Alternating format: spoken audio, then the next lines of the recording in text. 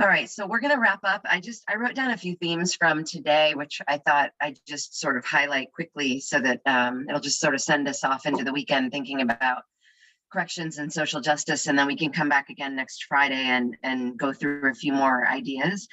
Some of the big themes today, I think you probably all picked up on the same ones that I did. I think the idea of really listening to people and asking yourself who those people are, I think came through pretty much every panel that we heard today. The idea, Stacy used the words ear to the ground, but the idea of there being a wide continuum of folks and roles that we all play in the justice space or in the social justice space or in the correctional space or in the criminal legal space.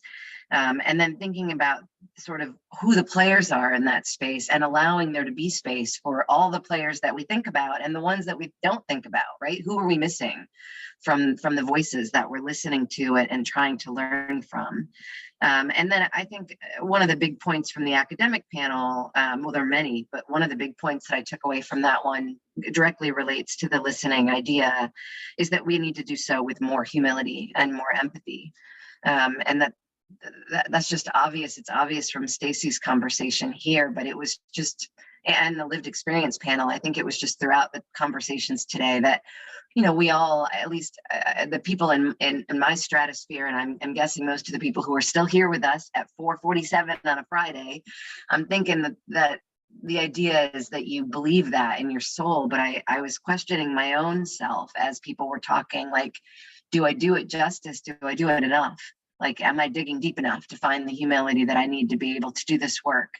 And I think that's something that we could walk away from. And then back to President Washington's talk, first thing this afternoon, the choices that we make are the outcomes of the choices that we perceive that we have. And I guess to leave today, I thought maybe I would just push us to think about what our own perceptions are of what choices are available for ourselves and for the other people that are impacted by social justice related challenges or criminal legal challenges, and think about how we can expand those options, the options that they have or that they know about, and the options that we have and that we know about in the work that we're doing. I think on the academic panel, there were also some conversations about the role of academia and the role of practitioners in this realm, and what are some of the barriers that we face in making real progress for ourselves and for the people that we so desperately want to amplify or help them help themselves.